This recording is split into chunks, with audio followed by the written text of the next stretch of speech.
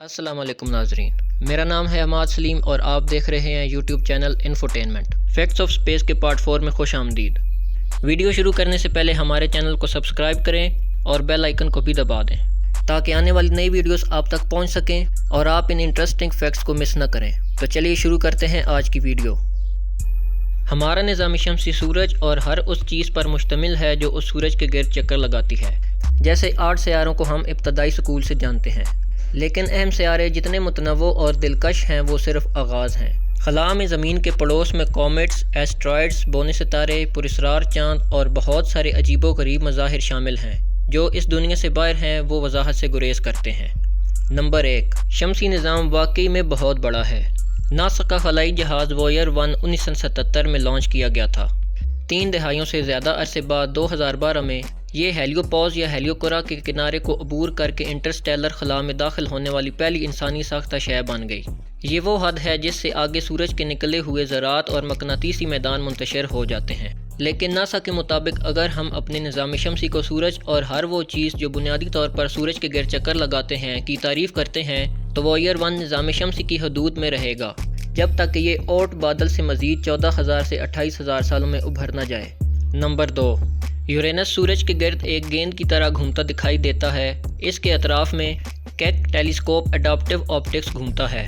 یورینس کے 2 نصف کرہ کی یہ جامع تصویر کے ساتھ حاصل کی گئی تھی اور قطب شمالی 4 بجے ہے۔ یورینس عام طور پر کلاس روم کے شمسی نظام کے ماڈلز میں ایک خصوصیت کے بغیر نیلی گیند کے طور پر ظاہر ہوتا ہے، لیکن بیرونی نظام شمسی کا یہ گیس دیو قریب سے معائنہ کرنے پر کافی عجیب ہے۔ ناسا کے یورینس گائیڈ کے مطابق سب سے پہلے سیارہ اپنے اطراف میں گھومتا ہے، ایک گیند کی طرح سورج کے گرد گھومتا دکھائی دیتا ہے۔ سیارے کی غیر معمولی واقفیت یعنی کہ دوسرے سیاروں کے مقابلے میں تقریباً 90 ڈگری سائیڈ وے کی سب سے زیادہ ممکنہ وضاحت یہ ہے کہ قدیم ماضی میں اس کا ٹائٹینک سے کسی طرح کا تصادم ہوا تھا۔ یورینس کا جھکاؤ اس کا سبب بنتا ہے جسے ناسا نظام شمسی میں انتہائی شدید موسموں میں شمار کرتا ہے۔ ہر یورینس سال کے 1/4 کے لیے یا 21 زمینی سال، جیسا کہ ہر یورینس کا سال 84 سال طویل ہے، سورج براہ راست سیارے کے شمالی یا جنوبی قطب پر چمکتا ہے۔ اس کا مطلب ہے کہ زمین پر 2 دہائیوں سے زیادہ عرصے سے یورینس کا نصف حصہ کبھی بھی سورج کو نہیں دیکھتا۔ سائنسدان یورینس پر ان انتہائی موسموں کی نگرانی کرتے ہیں۔ سائنسدان توقع کرتے تھے کہ کرۂ ارض پر 2007 کا ایکوینوکس غیر معمولی موسم کا سبب بنے گا، لیکن یہ 7 سال بعد ہوا تھا کہ ماحول جنگلی غیر متوقع طوفانوں میں پھوٹ پڑا جس سے یورینس پہلے سے کہیں زیادہ ایک معمہ بن گیا۔ نمبر 3، مشتری کے چاند آئیو میں سینکڑوں فعال آتش فشاں ہیں۔ یہاں فلائی بائی کے دوران ناسا کے گلیلیو خلائی جہاز نے ایک متاثر کن دھماکے کو پکڑ لیا۔ آئیو زمین کے پرامن چاند کے مقابلے میں حیران کن ہو سکتا ہے۔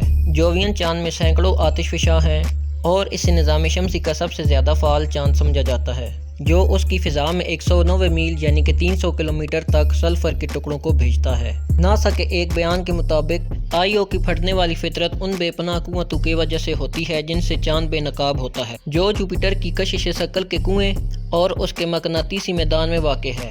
چاند کا اندرونی حصہ تناؤ اور آرام کرتا ہے کیونکہ یہ سیارے کے قریب اور اس سے دور گردش کرتا ہے، جو آتش فشاں کی سرگرمیوں کے لیے کافی توانائی پیدا کرتا ہے۔ سائنسدان اب بھی یہ جاننے کے لیے کوشش کر رہے ہیں کہ آئیو کے اندرونی حصے میں گرمی کیسے پھیلتی ہے، تاہم صرف سائنسی ماڈلز کا استعمال کرتے ہوئے یہ اندازہ لگانا مشکل ہو جاتا ہے کہ آتش فشاں کہاں موجود ہے۔ نمبر 4، مارس پر پوری ریاست ہوائی سے بڑا آتش فشاں ہے۔ اولمپس مونس نظام شمسی میں اب تک دریافت ہونے والا سب سے بڑا آتش فشاں ہے۔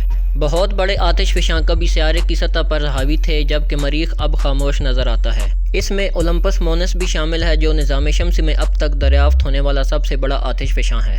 374 میل یا 602 کلومیٹر پر محیط یہ آتش فشاں ایریزونا کے سائز سے موازنہ ہے۔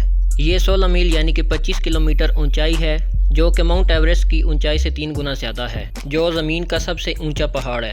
ناسا کے مطابق حجم کے لحاظ سے اولمپس مونس زمین پر موجود ہوائی کے سب سے بڑے آتش فشاں مونا لوا سے 100 گنا بڑا ہے۔ سائنسدانوں کا قیاس ہے کہ مارس پر آتش فشاں اتنے بڑے پیمانے پر بڑھ سکتے ہیں کیونکہ وہاں کی کشش ثقل زمین کی نسبت بہت کمزور ہے۔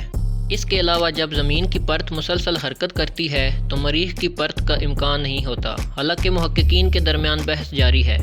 ہوائی جزیرے مینٹل میں ایک گرم جگہ کے طور پر تشکیل پائے تھے جس نے اس کے اوپر سے کرسٹ میں آتش فشاں کی ایک زنجیر بنائی تھی، لہٰذا اگر مریخ کی سطح حرکت نہیں کر رہی ہے تو ایک آتش فشاں ایک جگہ پر زیادہ دیر تک کھڑا ہو سکتا ہے۔ نمبر 5، مریخ کی سب سے بڑی وادی کلاؤڈ گرینڈ وادی کو ناشتے میں کھا سکتی ہے۔ جی ہاں، مریخ پر ویلس میرینیرس زمین کی گرینڈ وادی سے 10 گنا زیادہ لمبی ہے۔ 2500 میل یعنی 4000 کلومیٹر لمبے مریخ کی وادیوں کا بہت بڑا نظام ہے جسے ویلس میرینیرس کہا جاتا ہے، جو زمین پر موجود گرینڈ وادی سے 10 گنا زیادہ ہے۔ ویلس میرینیرس ابتدائی مریخ کے خلائی جہاز کے نوٹس سے بچ گئے جس نے کرۂ ارض کے دوسرے حصوں پر اڑان بھری تھی، اور آخرکار اسے 1971 میں عالمی نقشہ سازی مشن میرینر 9 نے دیکھا۔ مریخ پر فال پلیٹ ٹیکٹونکس کی کمی کی وجہ سے یہ معلوم کرنا مشکل ہو جاتا ہے کہ وادی کیسے بنی۔ کچھ سائنسدانوں کا خیال ہے کہ کرۂ ارض کی دوسری طرف آتش فشاں کا ایک سلسلہ ہے جو تھارسس رچ کے نام سے جانا جاتا ہے، اور جس میں اولمپس مونس بھی شامل ہے۔ اس سلسلے نے مریخ کے مختلف سمت کے کرسٹ کو کسی طرح موڑ دیا۔ اس تباہ کن قوت نے کرسٹ میں دراڑیں پیدا کر دیں۔ نچلی سطح کے پانی کی بڑی مقدار جو چٹان کو تراشنے کے لیے ابھری، اور گلیشیئرز جنہوں نے وادی کے نظام میں نئے راستوں کو کچل دیا۔ تو دوستو، یہ تھی آج کی ویڈیو، امید ہے کہ آپ کو پسند آئی ہوگی۔ اب میں ملوں گا آپ سے ایک اگلی ویڈیو میں، تب تک کے لیے اجازت، اپنا بہت خیال رکھیے گا، فی امان اللہ۔